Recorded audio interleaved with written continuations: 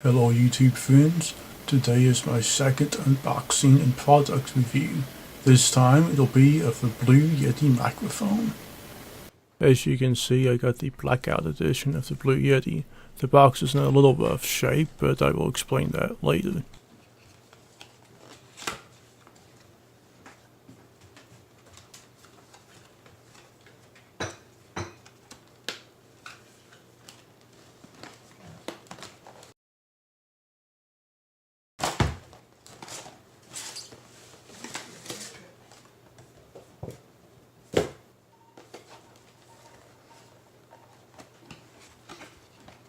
Opening up the box, the first thing you'll see is the USB to USB Type-C power cable.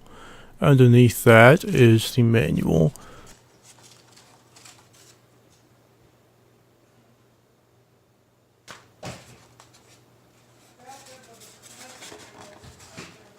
Once you have those out and the styrofoam underneath them, you will then be presented with the microphone.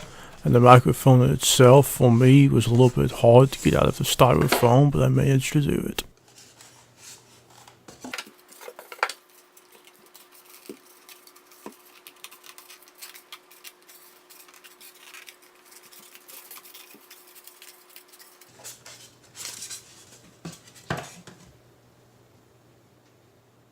And here is what the microphone looks like once it is out of the box.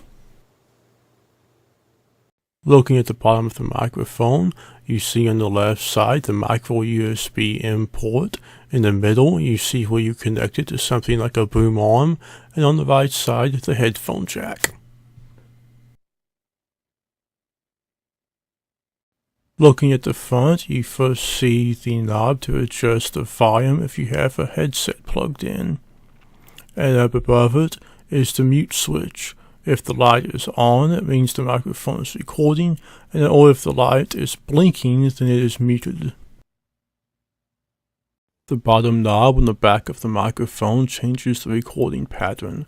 All the way to the left, you have stereo mode, which records to the left and to the right. The next one is omnidirectional, which records all around the microphone. The third one is cardioid, which records in front of the microphone. Bidirectional is the fourth one all the way to the right, which records in front and behind the microphone. The top knob on the back is the gain knob. What it does is it will increase or decrease the recording volume. Moving on to the pros and cons. The first con on our list is the physical size of it. This is by no means a small microphone. However, vertically it can be shortened a little bit by flipping it downward.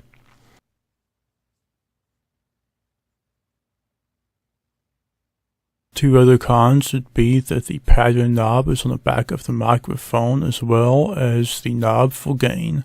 It would just be easier if these two knobs were on the front. In terms of pros, your mute button is on the front as well as the knob for headphone volume adjustment. The sound is great. You also have 4 different recording patterns as I showed you earlier, as well as its own knob to adjust volume.